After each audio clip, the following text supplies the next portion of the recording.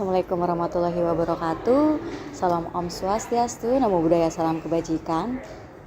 Bagaimana teman-teman semua? Kabarnya? Semoga selalu dalam keadaan sehat dan semangat ya.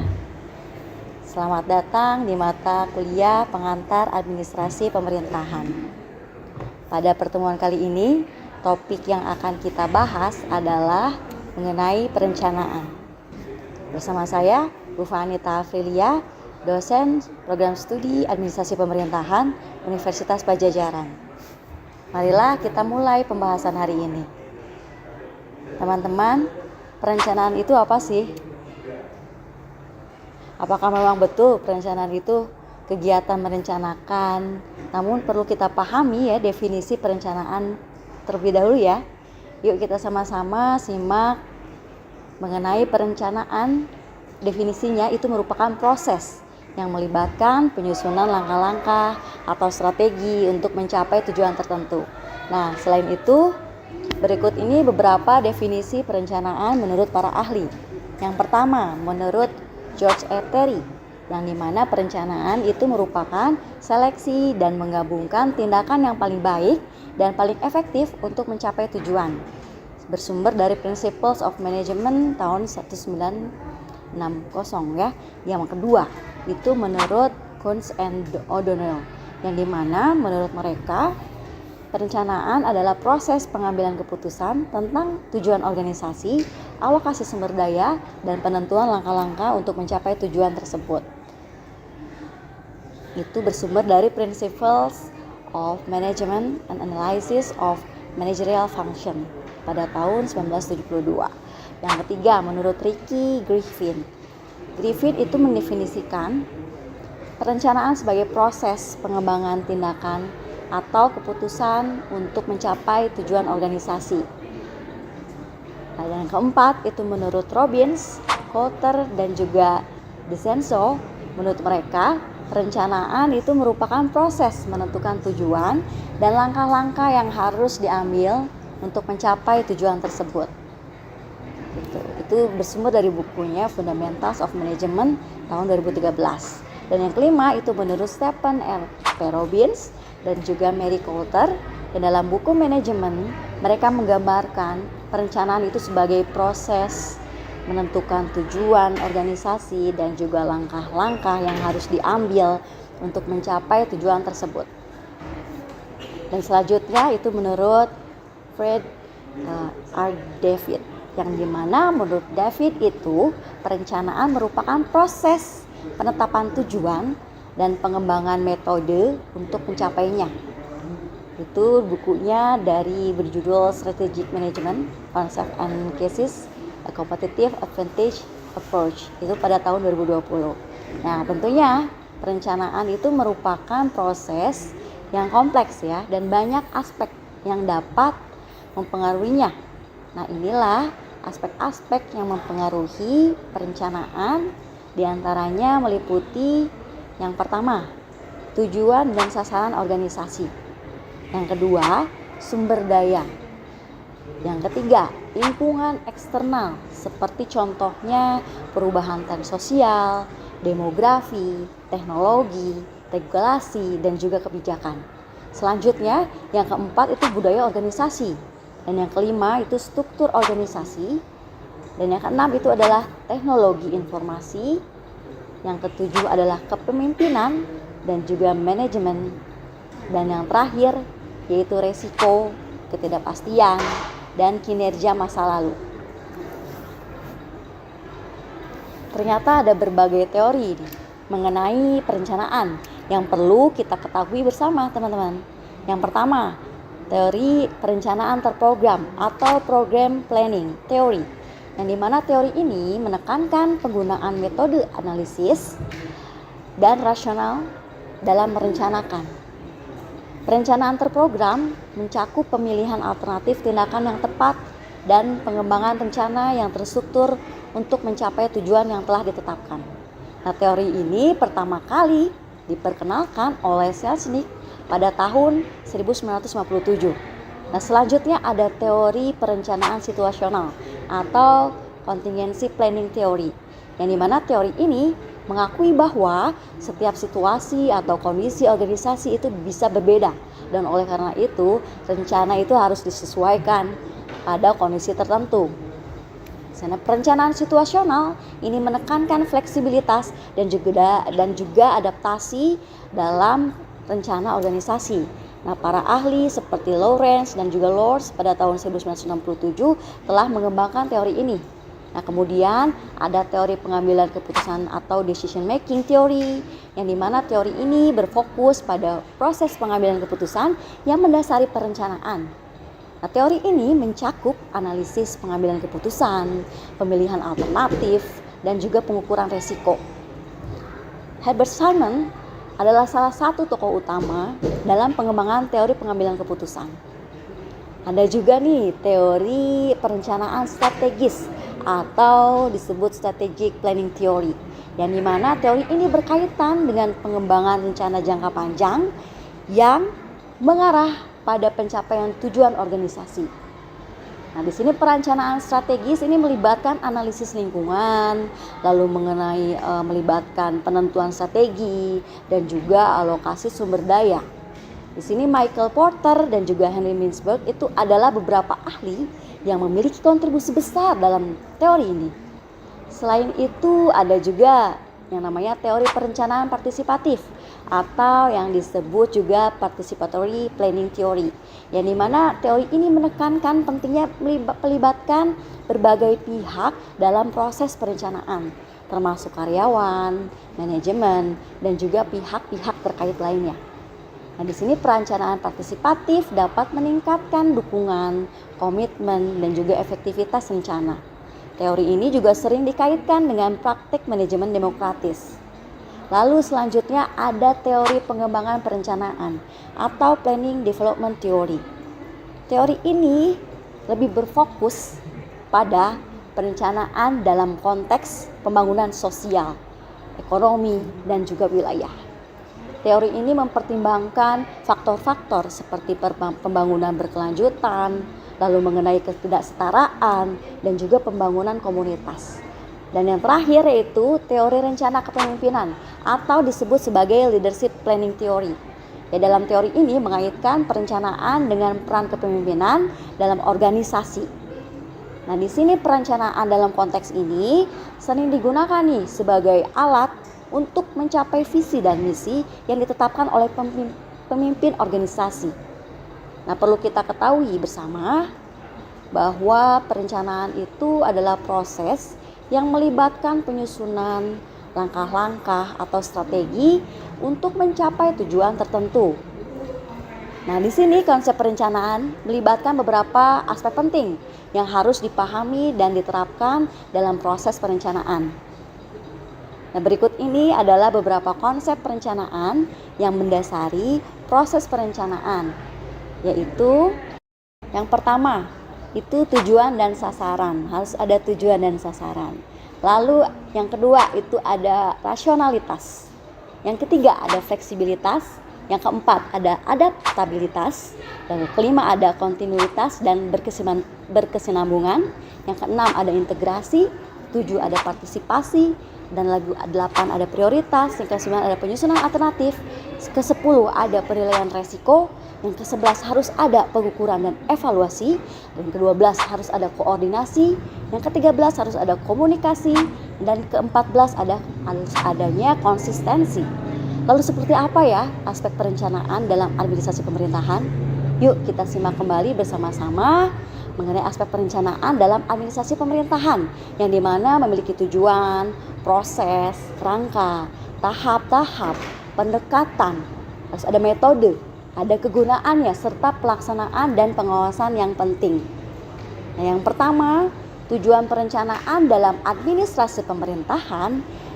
Perencanaan bertujuan itu untuk mengoptimalkan sumber daya, lalu meningkatkan efisiensi dan efektivitas pengambilan keputusan, serta mencapai tujuan jangka panjang pemerintah.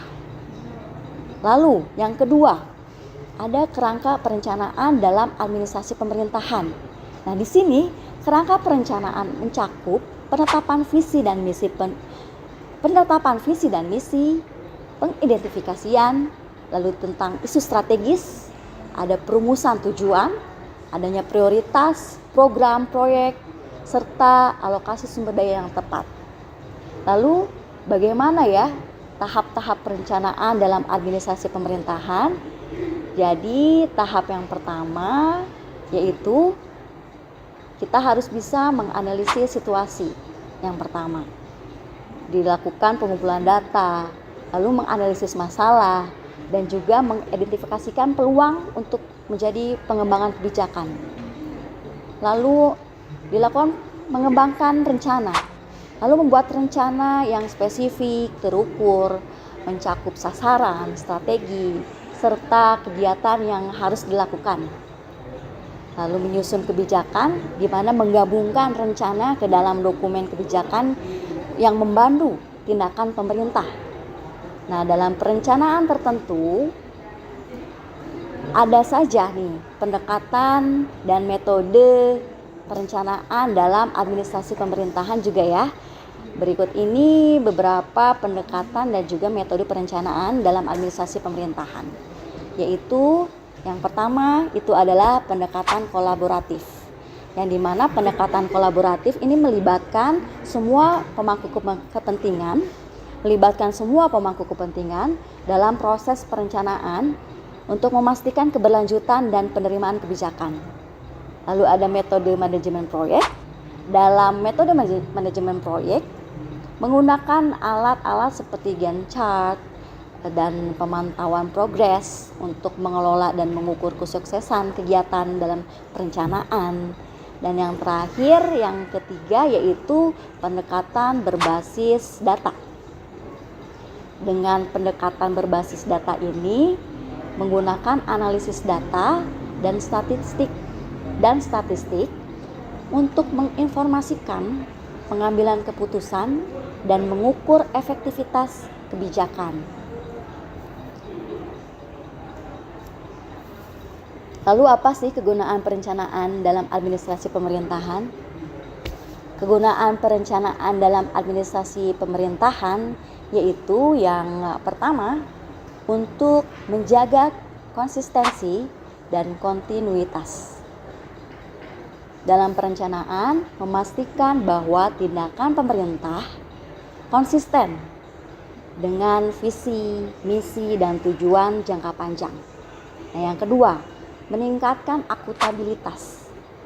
Di sini perencanaan akan mengarah pada pemantauan dan evaluasi yang rutin, sehingga pemerintah itu dapat bertanggung jawab atas keberhasilan atau kegagalan.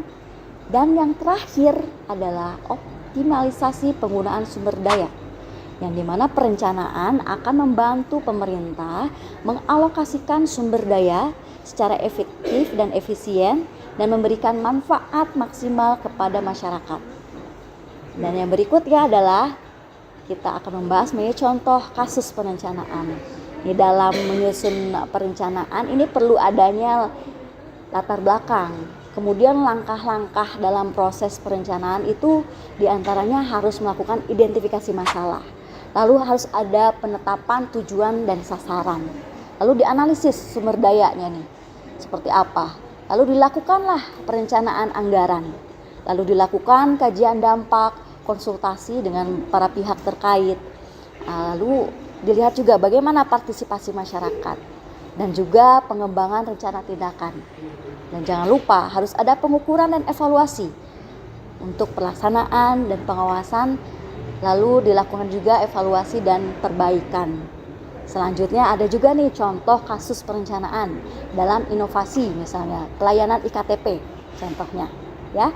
Ada perencanaan dalam inovasi pelayanan kartu tanda penduduk KTP ya. Adalah langkah penting ya ini untuk meningkatkan kualitas dan efisiensi layanan kepada masyarakat. Nah, di mana inovasi dalam pelayanan KTP ini dapat mencakup penggunaan teknologi baru, proses yang lebih efisien, dan upaya untuk meningkatkan kepuasan pelanggan. Berikut adalah langkah-langkah perencanaan dalam inovasi pelayanan KTP. Yang pertama, dianalisis dulu, diidentifikasikan dulu. Kita yang pertama identifikasikan masalah dan kebutuhan. Dianalisis kebijakan dan evaluasi pelayanan KTP yang sudah ada sebelumnya untuk diidentifikasikan masalah dan kekurangan yang perlu diperbaiki. Termasuk dalam analisis ini adalah memahami keluhan masyarakat dan tantangan administratif yang mungkin dihadapi. Lalu yang kedua, kita harus menetapkan tujuan inovasi. Tentukan nih tujuan yang ingin dicapai dengan inovasi pelayanan KTP itu, misalnya untuk mengurangi waktu pengolahan permohonan, meningkatkan keamanan data, atau meningkatkan aksesibilitas layanan.